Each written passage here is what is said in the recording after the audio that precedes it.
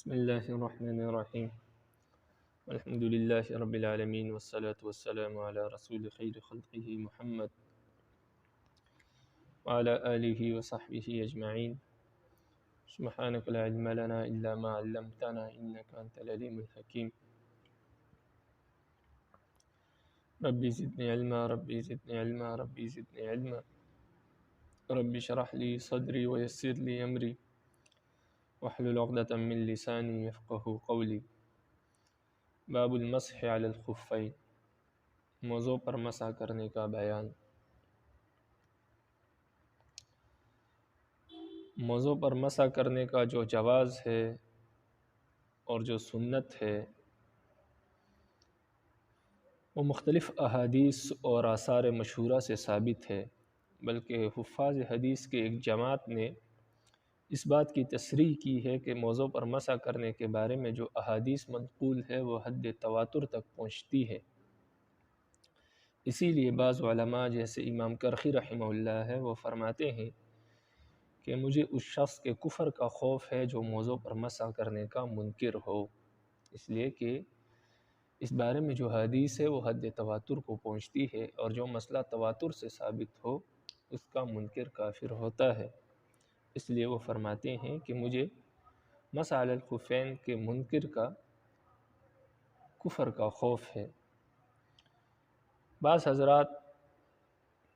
نے ان صحابہ کی تعداد بھی ذکر کی جن صحابہ سے مسح علی الخفین کے بارے میں روایات مروی ہے، تو بعض محدثین نے ان کی تعداد 80 سے زائد شمار کی ہے کہ 80 سے زائد صحابہ سے مسح علی الخفین کے بارے میں احادیث منقول ہے۔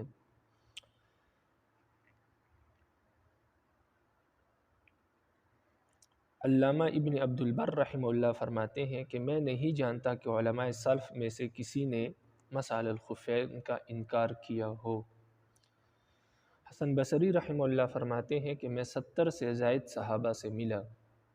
وہ سب کے سب اس بات کے قائل تھے کہ مسح علی الخفین کرنا سنت ہے اور جائز ہے۔ امام اعظم ابو حنیفہ رحمہ اللہ فرماتے ہیں کہ میں مسح علی الخفین کا اس وقت تک قائل نہیں تھا جب تک کہ میرے پاس روز روشن کی طرح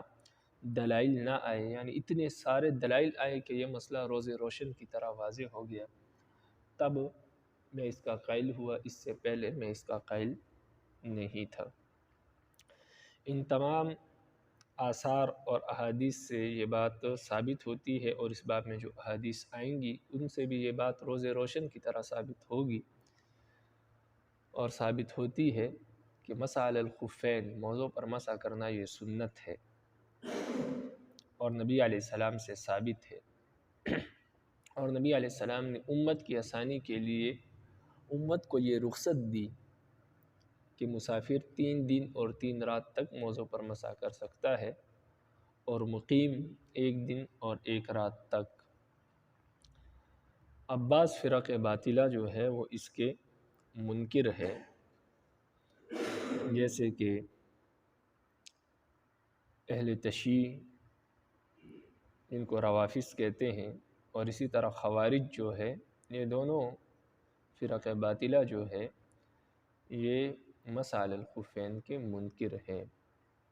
تو ان کے منہ پر تماچا ہے یہ تمام احادیث اور صحابہ کا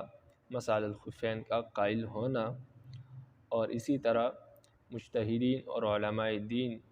اور اکابرین اور تابعین کا مسح علی الخفین کا قائل ہونا، جیسے کہ ابن عبد البر رحمہ اللہ فرماتے ہیں کہ سلف صالحین یعنی صحابہ تابعین میں سے کوئی شخص بھی مسح علی الخفین کے انکار کا قائل نہیں تھا، سب کے سب اس بات کے قائل تھے کہ مسح علی الخفین جائز ہے اور نبی علیہ السلام سے ثابت ہے، سنت ہے۔ تو اس لیے فرق باطلہ کے اس اختلاف کا کوئی اعتبار نہیں، گویا ان کا یہ اختلاف محض ان کی ضد اور ہٹ درمی پر مبنی ہے، ان کے پاس کوئی دلیل نہیں ہے، اور مسح علی الخفین جو ہے یہ اتنی احادیث سے ثابت ہے جو حد تواتر تک پہنچتی ہے۔ تو امام کرخی رحمہ اللہ کے ہاں جو لوگ مسح علی الخفین کے منکر ہیں ان کے ہاں وہ کافر ہے، اس لیے کہ ان کے نزدیک یہ حدیث حد تواتر تک پہنچتی ہے، اور ہمارے نزدیک بھی گمراہ ہے اور بدعتی ہے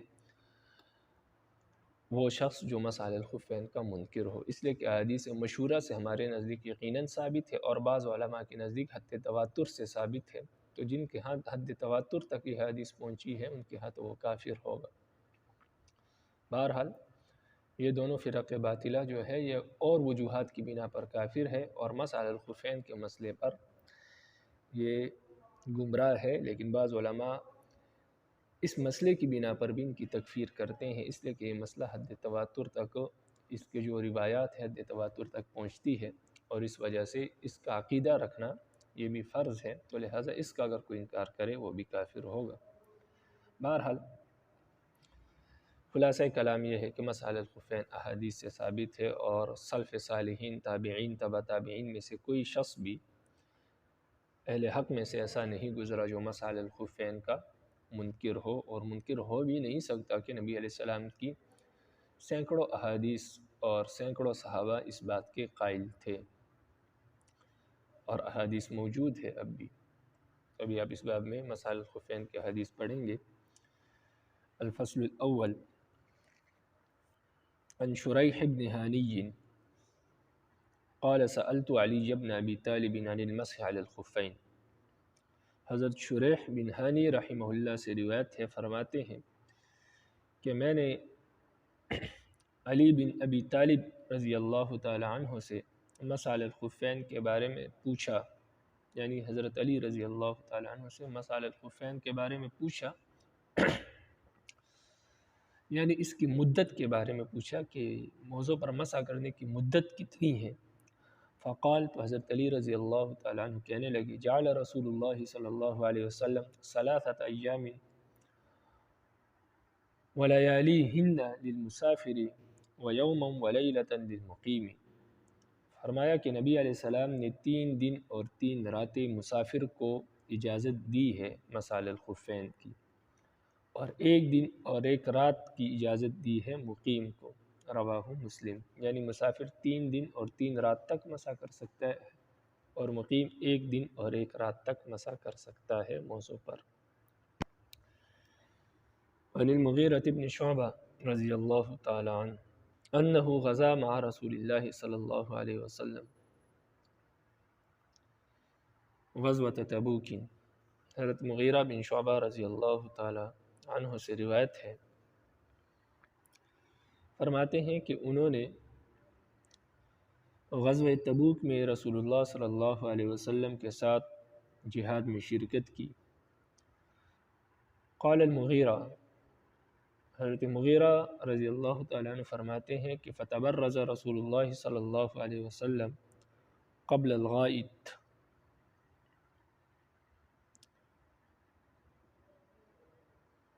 اسی دوران فجر سے پہلے، یعنی فجر کی نماز سے پہلے سرکار دو عالم صلی اللہ علیہ وسلم قضاء حاجت کے لیے باہر تشریف لے گئے۔ فحملت معه اداوة قبل الفجر، اور میں نے نبی علیہ السلام کا لوٹا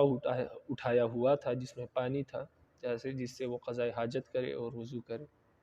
تو یہ فجر سے پہلے میں اور نبی علیہ السلام نکلے باہر، یعنی دور چلے گئے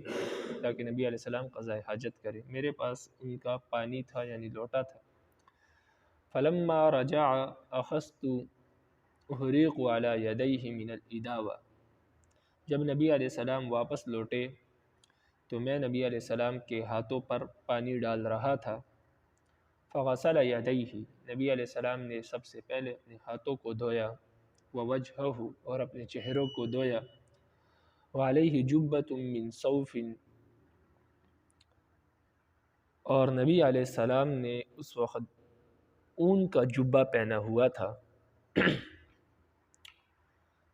ذهب يحسر عن ذراعيه فذاق كم الجبة،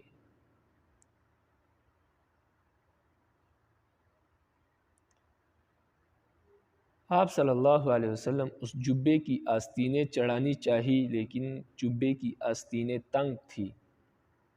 تو اوپر نہیں چڑھ رہی تھی آستین۔ تو فأخرج یدیہ من تحت الجبہ، تو نبی علیہ السلام نے جبے کے نیچے سے اپنے ہاتھوں کو نکالا، یعنی آستین نہیں چڑھ رہی تھی تو نبی علیہ السلام نے جبہ ہی اتار دیا، یعنی نیچے سے ہاتھ نکالے۔ وَأَلْقَى الْجُبَّةَ عَلَى مَنْكَبَيْهِ، تو جب جبے سے ہاتھ نکالے تو پھر جبے کو اپنے کندھوں پر ڈال دیا، جیسے جیکٹ وغیرہ سے انسان ہاتھ نکال لیتا ہے بعض اوقات اور اپنے کندھوں پر ڈال لیتا ہے، تو ہاتھ نیچے سے ہوتے ہیں، جیکٹ کے آستینوں میں ہاتھ نہیں ہوتے، اسی طرح جبے کے جو آستین تھے اس سے نبی علیہ السلام نے ہاتھ نکال لیے اور جبے کو اپنے کندھوں پر ڈال دیا۔ وغسل ذراعیہ، اسی طرح نبی علیہ السلام نے اپنے ہاتھوں کو دھویا، یعنی کوہنیوں تک اپنے ہاتھوں کو دھویا۔ ثم مسح بناصیتہ، پھر نبی علیہ السلام نے اپنے پیشانی کا مسح کیا، یعنی اپنے سر کا مسح کیا۔ وعلی العمامہ، اسی طرح نبی علیہ السلام نے اپنی پگڑی کا بھی مسح کیا۔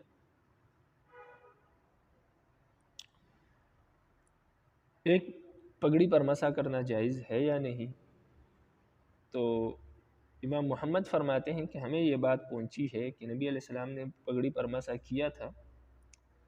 لیکن پھر نبی علیہ السلام نے اس کو چھوڑ دیا، نبی علیہ السلام نے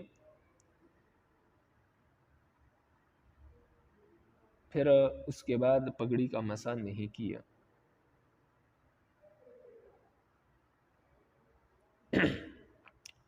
اسی طرح موطا امام محمد میں امام محمد رحمہ اللہ نے ایک روایت نقل کی ہے کہ اخبرنا مالک، امام محمد فرماتے ہیں کہ مجھے امام مالک رحمہ اللہ نے یہ حدیث بیان کی،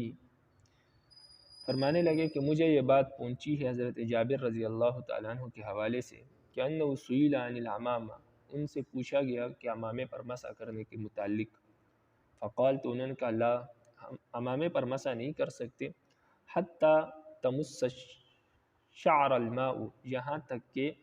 پانی بالوں کو پہنچ جائے۔ تو اس حدیث سے معلوم ہوا کہ عمامے پر مسح کرنا جائز نہیں ہے۔ حضرت جابر بھی فرماتے ہیں جو نبی علیہ السلام کے صحابی ہے کہ آپ کا مسح تب ہوگا جب آپ کے ہاتھ میں جو لگا ہوا پانی ہے وہ آپ کے بالوں تک پہنچے، تو اس لحاظ سے عمامے پر مسح کرنا جائز نہیں ہے۔ پہلے نبی علیہ السلام نے کیا، بعد میں چھوڑ دیا، ایک جواب تو یہ ہے۔ دوسرا جواب یہ ہے کہ حضرت جابر رضی اللہ عنہ فرماتے ہیں کہ عمامے پر مسح کرنا جائز نہیں، تو پھر کیا صورت تھی؟ نبی علیہ السلام نے یہ جو مسح کیا عمامے پر یہ کیسا تھا؟ تو ایک جواب تو ہم نے دے دیا کہ پہلے کیا تھا بعد میں چھوڑ دیا۔ دوسرا جواب یہ ہے کہ عمامے پر مسح کرنا یوں تھا کہ پہلے عمامے کے نیچے سے ہاتھ نکال کر نبی علیہ السلام نے اپنے بالوں پر ہاتھ پھیرا اور پھر اس کے بعد اپنے عمامے کے اوپر بھی ہاتھ پھیرا۔ تو نبی علیہ السلام نے پہلے اپنے سر کا مسح کیا، جب مسح ہو گیا تو اس کے بعد باقی ہاتھ اپنے عمامے پر بھی پھیر دیے تاکہ اس پر جو گرد و غبار لگی ہے وہ بھی صاف ہو جائے۔ تو اس طرح کرنا آج بھی جائز ہے، لیکن اگر کوئی شخص صرف عمامے پر مسح کرے اور بالوں پر مسح نہ کرے، سر پر مسح نہ کرے، تو ایسی صورت میں مسح نہیں ہوگا۔ تو اگر اس کو سنت سمجھ کر کرے کہ پہلے اپنے بالوں پر مسح کر لے اس کے بعد پگڑی پر مسح کر لے تو کوئی بات نہیں، اس کا اس کو اجر ملے گی انشاءاللہ سنت کا، لیکن صرف پگڑی پر مسح یہ جائز نہیں۔ تو فرمائے کہ نبی علیہ السلام نے اپنی جو ہے بالوں پر مسح کیا، ثم مسح بناصیتہ وعلی العمامہ، تو اس حدیث کے الفاظ بھی بتا رہے ہیں کہ سب پہلے بناصیتہ اپنے پیشانی کے بالوں کا مسح کیا، یعنی چوتھائی سر کا مسح کیا، وعلی العمامہ، اس کے بعد پھر نبی علیہ السلام نے جو ہے باقی ہاتھ اپنے پگڑی پر پھیر دیا، پھر پگڑی پر مسح کیا۔ تو اس حدیث سے واضح طور پر معلوم ہو رہا ہے کہ نبی علیہ السلام نے دونوں طرح کیا، پہلے سر کا مسح کیا، اس کے بعد پگڑی کا مسح کیا، صرف پگڑی کا مسح نہیں کیا تھا۔ تو جو لوگ اس بات کے قائل ہیں کہ صرف پگڑی پر مسح ہو سکتا ہے تو وہ اس حدیث کے بھی خلاف ہے جس حدیث سے وہ پگڑی پر مسح کرنا ثابت کرتے ہیں، کیونکہ اس حدیث میں صرف پگڑی پر مسح کرنا ثابت نہیں ہو رہا بلکہ پہلے نبی علیہ السلام نے سر پر مسح کیا، سر کا مسح کیا، اس کے بعد پھر پگڑی پر مسح کیا۔ ثم احویت لانزع خفیہ،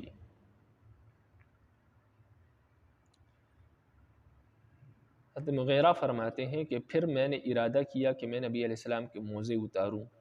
تو میں نیچے جھکا موزے اتارنے کے لیے، فقال، نبی علیہ السلام نے فرمایا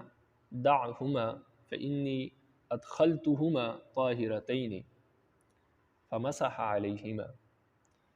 میں موزے اتارنے کے لیے جب میں نے موزے اتارنے کی ارادہ کیا تو نبی علیہ السلام نے فرمایا کہ اس کو چھوڑ دو، اس لیے کہ یہ موزے میں نے پاکی کی حالت میں پہنے تھے، یعنی پاؤں دھونے کے بعد پہنے تھے یا وضو کی حالت میں پہنے تھے، یعنی میں نے ان دونوں کو پہنا تھا اس حال میں کہ دونوں پاک تھی، یعنی پاؤں کو دھویا تھا اور اس کے بعد پہنے تھے یا وضو کے بعد پہنے تھے، تو فرمایا کہ موزے چھوڑ دو۔ فمسح علیہما، تو لازمی بات ہے حضرت مغیرہ نے موزے اتارنا چھوڑ دیے، موزے نہیں اتارے، تو پھر کیا ہوا کہ فمسح علیہما، نبی علیہ السلام نے موزوں پر مسح کیا، دونوں موزوں پر مسح کیا۔ ثم رکب ورکبت، پھر نبی علیہ السلام بھی سواری پر سوار ہوئے اور میں بھی سواری پر سوار ہوا۔ فانتہینا الی القوم، ہم قوم یعنی صحابہ کے پاس واپس پہنچ آئے، یعنی جہاں پر پڑاؤ ڈالا تھا وہاں پر واپس پہنچ آئے۔ وقد قاموا للصلاة الی الصلاة، اور صحابہ نماز کے لیے کھڑے ہو چکے تھے، یعنی صحابہ نے انتظار کیا نبی علیہ السلام کا۔ امام سنن ابی داؤد کی روایت میں ہے کہ صحابہ نے انتظار کیا، لیکن جب وقت ختم ہونے کے قریب تھا تو انہوں نے عبد الرحمن بن عوف کو آگے کیا کہ آپ نماز پڑھائیں، ایسا نہ ہو کہ نماز قضا ہو جائے۔ تو عبد الرحمن بن عوف رضی اللہ تعالیٰ عنہ نماز پڑھا رہے تھے جب نبی علیہ السلام پہنچے، اور ایک رکعت بھی ہو چکی تھی۔ تو بہرحال اس حدیث میں ہے کہ جب ہم قوم کے پاس آئے تو قوم نماز کے لیے کھڑی ہو چکی تھی، یعنی انہوں نے نماز کھڑی کر لی تھی، نماز پڑھ رہے تھے۔ وَيُصَلِّي بِهِمْ عبد الرحمن بن عوف وقد رکع بِهِمْ رکعہ، اور ان کو عبد الرحمن بن عوف رضی اللہ تعالیٰ عنہ نماز پڑھا رہے تھے۔ وقد رکع بِهِمْ رکعہ، اور عبد الرحمن بن عوف ان کو ایک رکعت بھی پڑھا چکے تھے، یعنی ایک رکعت ہو چکی تھی۔ فلما احس بالنبی، جب عبد الرحمن بن عوف رضی اللہ تعالیٰ عنہ نے محسوس کیا نبی علیہ السلام کی ذات کو کہ نبی علیہ السلام آ گئے ہیں، تو ذهب يتأخر، تو وہ مصلی سے پیچھے ہونے لگے کہ نبی علیہ السلام کھڑے ہو جائے اور خود پیچھے ہونے لگے۔ فأومى إلیہ، نبی علیہ السلام نے ہاتھ سے ان کو اشارہ کیا کہ اپنی جگہ پر کھڑے رہے اور نماز پڑھائے۔ فادرک النبی صلی اللہ علیہ وسلم احدى الرکعتین منہ معہ، تو نبی علیہ السلام نے دو رکعتوں میں سے ایک رکعت ان کے ساتھ پائی، یعنی ایک رکعت ان کے ساتھ پڑھی۔ فلما سلم، جب عبد الرحمن بن عوف نے سلام پھیرا، قام النبی صلی اللہ علیہ وسلم وقمت معہ، نبی علیہ السلام بھی کھڑے ہو گئے دوسری رکعت کے لیے اور میں بھی ان کے ساتھ کھڑا ہو گیا۔ فرکعنا الرکعۃ التی سبقتنا، پھر ہم نے وہ رکعت پڑھی جو رکعت ہم سے ہو گئی تھی، یعنی پہلے ہو گئی تھی وہ رکعت ہم نے پھر پڑھی بعد میں۔ رواہ مسلم۔ تو اس حدیث سے مسح الخفین ثابت ہوتے ہیں کہ نبی علیہ السلام نے موضوع پر مسح کی۔ الفصل الثانی، عن ابی بکرۃ عن النبی صلی اللہ علیہ وسلم، ابو بکرہ رضی اللہ تعالیٰ عنہ نبی علیہ السلام سے روایت کرتے ہیں، انہ رخص للمسافر 3 ایام ولیالیہن وللمقیم یوما ولیلۃ اذا تطہر فلبس خفیہ ان یمسح علیہما۔ نبی علیہ السلام سے روایت ہے کہ نبی علیہ السلام نے مسافر کے لیے 3 دن اور 3 رات اور مقیم کے لیے 1 دن اور 1 رات کی رخصت دی، یعنی مسح کرنے کی 1 دن اور 1 رات کی رخصت دی، جب کہ وہ پاکی حاصل کرے، یعنی پاؤں کو دھوئے یا وضو کرے، فلبس خفیہ، اور اپنے موزوں کو پہنے، اس کے بعد اپنے موزوں کو پہنے، تو اس کو رخصت دی اس بات کی کہ ان یمسح علیہما، کہ وہ موزوں پر مسح کر سکتا ہے، کہ وہ ان دونوں موزوں پر مسح کرے۔ تو نبی علیہ السلام نے جب کوئی شخص پاکی کے بعد اپنے موزے پہنے تو نبی علیہ السلام نے اس شخص کو ان دونوں موزوں پر مسح کرنے کی اجازت دی، رخصت دی، مسافر کے لیے 3 دن 3 راتیں اور مقیم کے لیے 1 دن اور 1 رات۔ رواہ الاثرم فی سننہ وابن خزیمہ والدارقطنی وقال الخطابی هو صحیح الاسناد ہکذا فی المنتقی، یہ حدیث صحیح ہے۔ وعن صفوان بن عسال، صفوان بن عسال سے روایت ہے رضی اللہ تعالی عنہ سے فرماتے ہیں کان رسول اللہ صلی اللہ علیہ وسلم یأمرنا اذا كنا سفرا الا ننزع خفافنا 3 أيام ولياليهن الا من جنابہ۔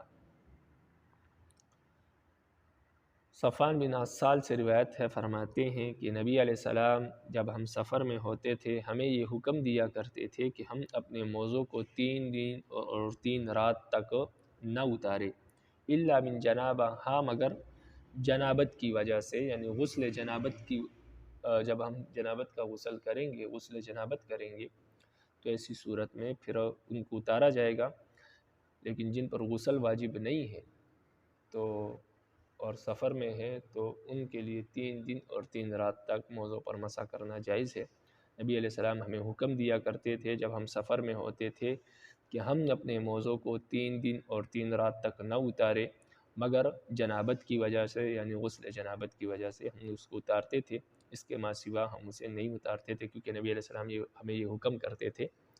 کہ 3 دن اور 3 راتوں تک موزے نہ اتارو مگر صرف غسل جنابت کی وجہ سے۔ ولیکن من غائط و بول و نوم، لیکن بول و براز کرنے کی وجہ سے یا پیشاب کرنے کی وجہ سے یا سونے کی وجہ سے ہم موضوع کو نہیں اتارتے تھے، یعنی وضو ٹوٹنے، جن چیزوں سے وضو ٹوٹتا ہے جیسے نیند ہو گئی، پیشاب ہو گیا، بول و براز ہو گیا،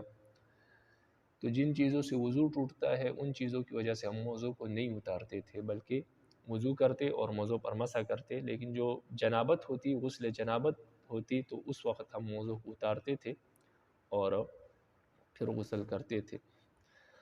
تو اس حدیث سے معلوم ہوا کہ نبی علیہ السلام نے صحابہ کو یہ حکم دیا کہ آپ غسل جنابت کی وجہ سے موضوع اتاریں، لیکن جن چیزوں سے وضو ٹوٹتا ہے ان چیزوں کی وجہ سے موضوع نہ اتاریں۔ تو اس حدیث سے معلوم ہوا کہ جن چیزوں سے غسل واجب ہوتا ہے ان چیزوں سے موضوع پر مسح کرنے کی جو مدت ہے وہ بھی ختم ہو جاتی ہے، موضوع کو اتارنا ضروری ہوگا اگر غسل واجب ہو گیا۔ لیکن جن چیزوں سے وضو ٹوٹتا ہے ان چیزوں سے موضوع کی مدت ختم نہیں ہوتی، موضوع کو اتارنا ضروری نہیں ہے، بلکہ وضو کر کے اور جب پاؤں دھونے کی باری آئے اس وقت موضوع پر مسح کیا جائے گا۔ تو جب غسل واجب ہوگا تو موضوع کی مدت بھی ختم ہو جائے گی، موضوع اتارنے فرض ضروری ہوں گے، اور اگر وضو ٹوٹا ہے تو ایسی صورت میں موضوع کی مدت ختم نہیں ہوگی، اسی موضوع پر مسح کیا جائے گا اگر موضوع کی مدت باقی ہے تو۔ رواہ الترمذی والنسائی۔ اب یہ موضوع کی مدت کب سے شروع ہوتی ہے؟ اگر کسی انسان نے صبح نماز کے وقت موزے پہنے وضو کرنے کے بعد، پھر اس کا وضو جو ہے وہ تقریباً 1 بجے اس کا وضو ٹوٹ گیا، اور 1 بجے اس نے دوبارہ وضو کیا اور موضوع پر مسح کیا۔ جب وضو ٹوٹنے کے بعد موضوع پر پہلی مرتبہ مسح کرے گا تو اس وقت سے مسح کی مدت شروع ہو جائے گی۔ اب آئندہ دن 1 بجے تک، یعنی پورے 24 گھنٹے اس کو ان موضوع پر مسح کرنے کی اجازت ہوگی۔ جب سے موزے پہنے اس وقت سے موضوع کی مدت شروع نہیں ہوتی، جب پہلی مرتبہ مسح کیا جائے گا موضوع پر تو اس وقت سے مدت شروع ہو جائے گی۔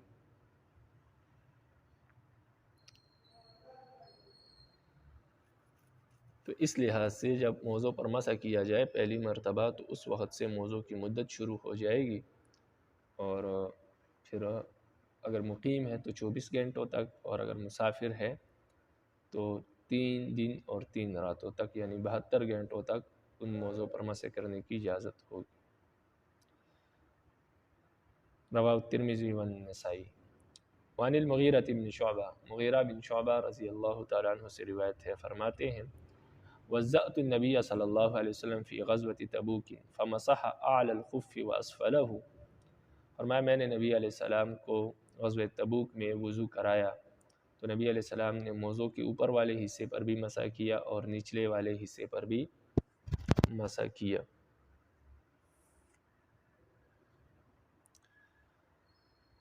تو موضوع کے نچلے حصے پر مسح کرنے کا کیا حکم ہے؟ تو امام شافعی رحمہ اللہ فرماتے ہیں کہ موضوع کے اوپر کے حصے پر مسح کرنا تو واجب ہے اور نچلے والے حصے پر مسح کرنا یہ سنت ہے۔ بعض ائمہ نے یہ بات ذکر کی کہ موضوع کے اوپر اور نچلے والے دونوں حصوں پر مسح کرنا سنت ہے۔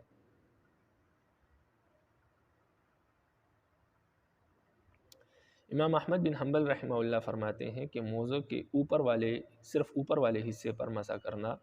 یہ سنت ہے، اور صرف اوپر والے حصے پر اگر کسی نے مسح کیا تو سنت ادا ہو جائے گی، اور یہی امام ابو حنیفہ رحمہ اللہ کا مذہب بھی ہے۔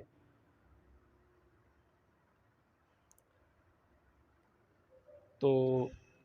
ائمہ ثلاثہ میں سے ائمہ اربعہ میں سے امام مالک اور امام ابو حنیفہ اور امام احمد بن حنبل کا یہ مسلک ہے کہ اوپر والے حصے پر مسح کرنا یہ سنت ہے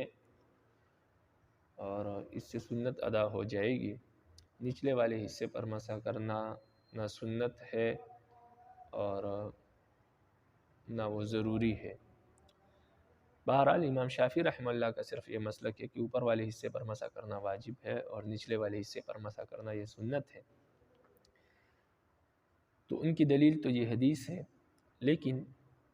جو حضرات جیسے احناف، مالکیہ اور حنابلہ اس بات کے قائل ہے کہ نچلے والے حصے پر مسح کرنا کوئی سنت نہیں ہے، صرف اوپر والے حصے پر مسح کرنا سنت ہے، تو ان کے نزدیک اس حدیث کا اور اس کے علاوہ دیگر اس طرح کی احادیث کا مطلب یہ ہے کہ جو نچلے والا حصہ ہے اس پر نبی علیہ السلام نے اس لیے مسح کیا کہ نیچے دھول مٹی لگ گئی تھی، تو صرف صفائی کے لیے نبی علیہ السلام نے اس پر ہاتھ پھیرا، یہ کوئی سنت سمجھ کر یا وضو کا حصہ سمجھ کر اس پر ہاتھ نہیں پھیرا۔ اگر سنت ہوتا یا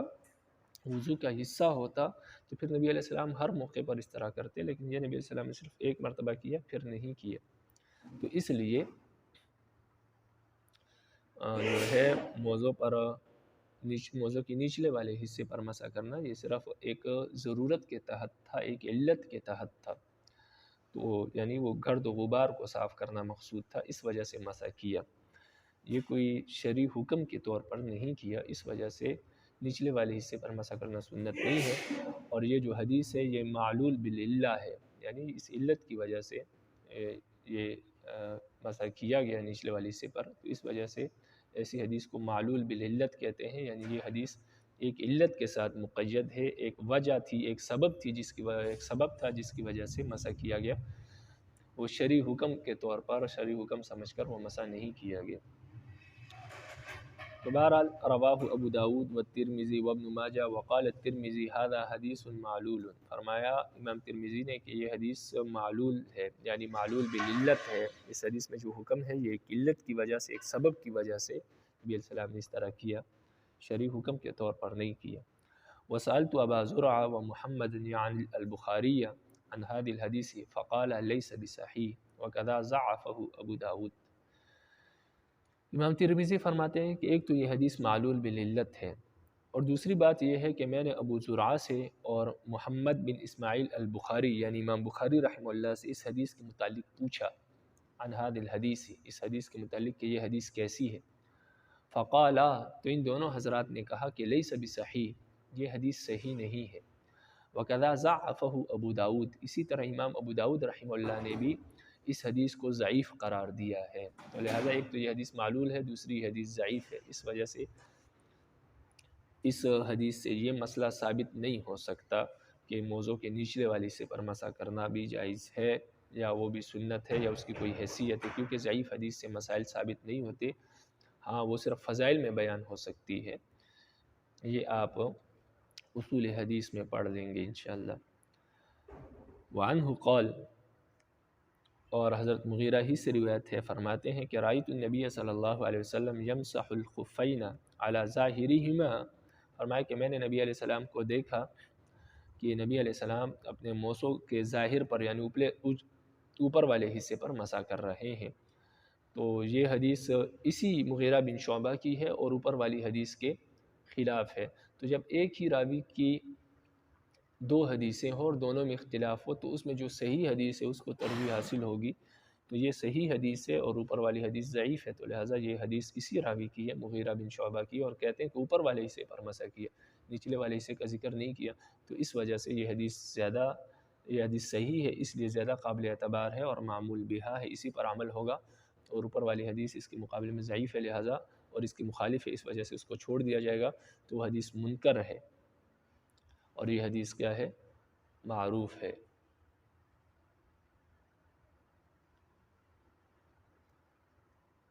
تو معروف پر عمل ہوگا اور منکر کو چھوڑ دیا جائے گا۔ رواہ الترمذی و ابو داؤد وعنہ قال، اور حضرت مغیرہ ہی سے روایت فرماتے ہیں توضأ النبی صلی اللہ علیہ وسلم ومسح علی الجوربین والنعلین، میں نے نبی علیہ السلام نے وضو کیا اور جرابوں پر مسح کیا اور اسی طرح جوتوں پر مسح کیا۔ رواہ احمد والترمذی و ابو داؤد و ابن ماجہ۔ اس حدیث میں ایک بات یہ آئی کہ جرابوں پر مسح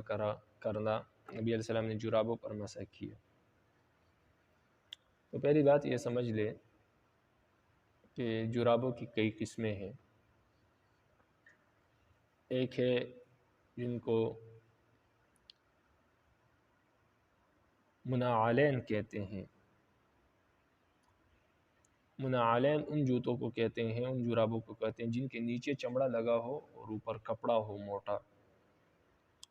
اسی طرح مجلدین وہ جرابیں ہیں جو چمڑے سے بنی ہو، نیچے اوپر دونوں طرف چمڑا ہو، موزوں کی طرح ہو، لیکن ہلکی ہو، موزوں سے ہلکی ہو، جیسے مچھلی کا جو چمڑا ہے اس سے جراب بنتی ہے آج کل۔ تو یہ منعلین اور مجلدین دونوں قسم کے جرابوں پر مسح جائز ہے۔ تیسری قسم ہے مثخنین یعنی سخینین۔ سخینین ان جرابوں کو کہتے ہیں جو کپڑے سے بنے ہو، جن میں چمڑا نہ ہو، کپڑوں سے بنے ہو، لیکن وہ اتنا موٹا کپڑا ہو کہ اگر اس کو پہنا جائے تو بغیر کسی ربڑ کے یا کسی باندھنے کے وہ پنڈلی پر رک سکے، نیچے نہ آئے، کیونکہ عام کپڑے کا جراب ہوگی تو اگر اس کو اوپر آپ پنڈلی پر چڑھائیں گے اور اس میں ربڑ وغیرہ نہیں ہوگی یا باندھنے کی کوئی چیز نہیں ہوگی تو آپ اس کو چھوڑیں گے نیچے آ جائے گی، وہ پنڈلی پر رکے گی نہیں۔ تو پہلی شرط تو یہ ہے کہ کپڑا اتنا موٹا ہو کہ وہ پنڈلی پر بغیر باندھے ہوئے رک جائیں، اس طرح موزے جو ہوتے ہیں وہ بغیر باندھے ہوئے اوپر رک جاتے ہیں، نیچے نہیں آتے کیونکہ چمڑا ہوتا ہے، موٹا ہوتا ہے، اسی طرح کپڑا بھی موٹا ہو۔ نمبر 2، اس میں 1 فرسخ یعنی 2 میل تک انسان چلے تو پھٹے نہ، یعنی انسان اس میں چل سکتا ہو۔ نمبر 3، اگر اس میں اوپر سے پانی کے قطرے ٹپکائے جائیں تو وہ نیچے پاؤں تک جلد تک سرایت نہ کریں۔ اگر یہ 3 شرائط کسی جراب میں ہے تو اس پر مسح کرنا جائز ہے۔ نبی علیہ السلام اور صحابہ کے دور میں ایسی ہی جرابیں ہوتی تھی کہ موٹے موٹے کپڑے ہوتے تھے یا کھال وغیرہ کے کپڑے ہوتے تھے، اون کے کپڑے ہوتے تھے، ان سے جب جراب بنائی جاتی تھی تو وہ اسی قسم کی ہوتی تھی، تو ان پر وہ مسح کرتے تھے۔ آج کل جو عام جرابیں ملتی ہیں، جو کپڑے وغیرہ کی جراب ہوتی ہے، ان پر مسح کرنا جائز نہیں ہے، اس لیے کہ وہ اتنا باریک کپڑا ہوتا ہے کہ پنڈلی پر بغیر باندھے ہوئے ایک تو رکتا نہیں ہے، اس میں ربڑ ہوتی ہے کافی مقدار میں جس کی وجہ سے وہ پاؤں پر رک جاتا ہے، وہ پنڈلی پر رک جاتا ہے اور پنڈلی کو وہ ربڑ کی وجہ سے بالکل دبا دیتا ہے، جڑ جاتا ہے پنڈلی کے ساتھ۔ تو پہلی شرط اس میں یہ نہیں پائی جاتی کہ وہ بغیر باندھے ہوئے یا بغیر ربڑ کے وہ پنڈلی پر رک جائے۔ دوسری بات یہ ہے کہ آج کل کے جراب جو ملتی ہیں اس میں اگر آپ 2 میل کیا 1 میل بھی نہیں چل سکتے پیدل، اگر اس میں آپ چلیں گے بغیر جوتوں کے تو وہ پھٹ جائیں گے یا پاؤں کو تکلیف ہوگی۔ اور نمبر 3، اگر اس میں پانی کے قطرے اوپر سے ٹپکائے جائیں تو نیچے وہ جلد تک سرایت کر جاتے ہیں، اگر جو لوگ مسح بھی کرتے ہیں تو وہ نیچے جلد تک ان کے جو مسح ہے، جو گیلا پن ہے ان کے ہاتھوں کا جو پانی ہے وہ نیچے جلد تک سرایت کر جاتا ہے، تو مسح تو اسی کو کہتے ہیں کہ وہ نیچے جلد تک سرایت نہ کرے۔ اگر کوئی شخص زخم کے اوپر جو پٹی ہے اس پر مسح کرتا ہے تو بھی مسح تب معتبر ہوگا جب وہ پٹی اتنی موٹی ہو کہ نیچے جلد تک سرایت نہ ہو۔ موزوں پر مسح کریں گے تو نیچے جلد تک سرایت نہ کرے۔ لیکن اگر آپ عام جرابوں پر مسح کریں گے تو نیچے جلد تک سرایت ہو جائے گی، پانی نیچے جلد تک پہنچ جائے گا، تب جلد تک پانی پہنچ جائے گا تو وہ مسح نہیں رہا، وہ تو غسل بن گیا، کیونکہ پانی تو نیچے پہنچ گیا۔ اب ان سے پوچھا جائے کہ آپ نے مسح کیا یا پاؤں کو دھویا، کیا کیا؟ تو مسح تو ہوا نہیں کیونکہ پانی نیچے پہنچ گیا۔ اور دوسری بات، جب پانی نیچے پہنچا تو پھر پورے پاؤں کو دھونا چاہیے، آپ نے صرف اوپر سے انگلیاں پھیری ہے تو وہ جگہ صرف گیلی ہوئی ہے، تو لہٰذا نہ آپ نے پاؤں دھوئے ہیں اور نہ مسح ہوا، تو لہٰذا جب نہ مسح ہوا نہ پاؤں دھوئے ہیں تو ایسی صورت میں وضو ہی نہیں ہوا۔ تو بہرحال خلاصہ کلام یہ ہے کہ آج کل کے جو جرابیں ملتی ہیں ان پر مسح کرنا جائز نہیں ہے، اگر اس پر کسی نے مسح کیا تو اس کا وضو نہیں ہوگا۔ ہاں آج کل جو ہے مچھلی وغیرہ جو باریک چمڑا ہے جن جانوروں کا، جیسے مچھلی ہو گئی، تو ان کے جرابیں ملتی ہیں، مچھلی کے جرابیں اس کے چمڑے کی، جو بغیر ربڑ کے پاؤں پر جو ہے وہ پاؤں کو گھیر بھی لیتی ہے، نیچے بھی نہیں آتی، اور باریک عام جرابوں کی طرح باریک ہوتی ہے۔ تو اگر وہ جرابیں مل جائے کسی کو مچھلی وغیرہ کی چمڑے کی تو اس پر مسح کر سکتے ہیں، وہ عام طور پر مارکیٹ میں اویلیبل ہے، مل جاتی ہے، اگرچہ قیمت کچھ زیادہ ہے لیکن مل جاتی ہے، تو اس پر مسح کر سکتے ہیں۔ باقی عام کپڑے کی جو جرابیں ہیں ان پر مسح کرنا جائز نہیں ہے۔ باقی مسح الخفین اور جرابوں پر مسح کرنے کے جو مزید مسائل ہے، جزیات ہے، وہ آپ فقہ کی کتابوں میں پڑھیں گے۔ بہرحال یہاں پر اتنا کافی ہے جس سے آپ کو یہ بات اور مسئلہ سمجھ میں آ جائے۔ الفصل الثالث، تیسری فصل، عن المغیرہ رضی اللہ تعالیٰ عنہ قال، حضرت مغیرہ رضی اللہ تعالیٰ عنہ سے روایت ہے، فرماتے ہیں مسح رسول اللہ صلی اللہ علیہ وسلم علی الخفین، نبی علیہ السلام نے موزوں پر مسح کیا۔ فقلت یا رسول اللہ، میں نے کہا ہے اللہ کے رسول، نسیتا، آپ بھول گئے ہیں، یعنی آپ پاؤں کو دھونا بھول گئے ہیں کہ آپ نے موزوں پر مسح کیا؟ قال، نبی علیہ السلام نے فرمایا بل انت نسیت بہذا، بل انت نسیت، نبی علیہ السلام نے فرمایا آپ بھول گئے ہیں، میں نہیں بھولا۔ بہذا امرنی ربی عز وجل، مجھے رب العالمین نے اسی کا حکم دیا ہے، یعنی موزوں پر مسح کرنے کا حکم دیا ہے جب موزے پہنے ہو، تو لہٰذا میں بھولا نہیں ہوں بلکہ آپ بھول گئے ہیں۔ رواہ احمد و ابو داؤد۔ وعن علی رضی اللہ تعالیٰ عنہ قال، حضرت علی رضی اللہ تعالیٰ عنہ سے روایت ہے، فرماتے ہیں لو کان الدین بالرأی لکان اسفل الخف اولا بالمسح من اعلاہ، فرمایا اگر دین انسانی عقل کے تابع ہوتا تو میں موضوع کے نچلے والے حصے پر مسح کرتا بجائے اوپر والے حصے کے۔ وقد رأیت رسول اللہ صلی اللہ علیہ وسلم، حالانکہ میں نے رسول اللہ صلی اللہ علیہ وسلم کو دیکھا، یمسح علی ظہر خفیہ، ظاہر خفیہ، کہ اپنے موزوں کے اوپر والے حصے پر مسح کیا کرتے تھے۔ رواہ ابو داؤد والدارمی معناہ۔ حدیث کا مطلب یہ ہے کہ اگر دیکھا جائے تو انسان جب موزوں میں چلتا ہے تو نچلے کا حصہ جو زمین کے ساتھ لگتا ہے اس پہ گرد و غبار لگتی ہے، وہ گندا ہوتا ہے، اوپر والا حصہ صاف رہتا ہے، تو عقل کا تقاضا تو یہ ہے کہ نچلے والے حصے پر مسح کیا جائے۔ لیکن دین جو ہے وہ عقل کے تابع نہیں ہے، دین جو ہے وہ اللہ اور اللہ کے رسول کے احکامات کے مطابق چلنا ہے، چاہے وہ ذہن میں آئے یا نہ آئے، وہ بات عقل میں آئے یا نہ آئے، تو اسی کو دین کہتے ہیں۔ اگر اس کے مطابق کوئی چلے گا تو وہ کامیاب ہے، لیکن اگر کوئی شخص اپنے عقل کے مطابق دین کو سمجھے گا اور اپنے عقل کے مطابق کام کرے گا تو اس کا مطلب یہ ہے کہ وہ اللہ کے احکامات کے مطابق نہیں چل رہا، وہ اپنے عقل کے مطابق چل رہا ہے، جو حکم اس کے عقل کے مطابق اسے سمجھ آتا ہے وہ اس کو کرتا ہے، جو سمجھ نہیں آتا وہ نہیں کرتا۔ تو یہ رب العالمین کے احکامات کا اتباع نہیں ہے، یہ رب العالمین کی اطاعت نہیں ہے، یہ تو اپنے عقل کی اطاعت ہے کہ جو بات سمجھ میں آتی ہے وہ کرتا ہے، جو نہیں آتی وہ نہیں کرتا، یعنی اپنے عقل کا غلام ہے، اپنے عقل کی اطاعت کرتا ہے، اللہ کی اطاعت نہیں کرتا۔ اگر اللہ کی اطاعت کرتا تو پھر تو جو بات اس کو سمجھ آئے وہ بھی اس کو کرنی ہے اور جو بات سمجھ نہ آئے وہ بھی کرنی ہے، کیونکہ اللہ کا حکم ہے۔ اب کوئی کسی کا ملازم ہو یا خادم ہو، اگر اس کو آقا حکم دے، مالک حکم دے کہ آپ یہ کام کرے، تو اگر وہ واقعی خادم ہے تو وہ مالک کا حکم سمجھ کے اس کو کرے گا، بے شک اس کو سمجھ آئے یا نہ آئے۔ لیکن اگر خادم کہے کہ نہیں یہ بات مجھے سمجھ میں نہیں آ رہی اس لیے میں نہیں کروں گا، تو وہ پھر اس کا خادم نہیں ہے، وہ اپنے عقل کے مطابق چل رہا۔ تو رب العالمین کا حق تو یہ ہے کہ جو بات سمجھ آئے یا نہ آئے اس کے مطابق عمل کرنا، اسی کو شریعت کہتے ہیں۔ آج کل جو لوگ ہر بات کو عقل کے مطابق سمجھتے ہیں، ایک تو ہر بات عقل کے مطابق سمجھ میں نہیں آ سکتی، دوسری جو عقل کے مطابق عمل کرتے ہیں گویا وہ اپنے عقل کے تابع ہیں، اپنے عقل کی اطاعت کرتے ہیں، اللہ کی اطاعت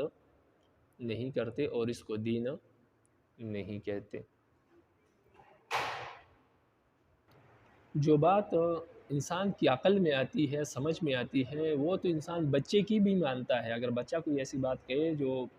عقل کے مطابق درست ہے تو انسان اس کی بھی مانتا ہے،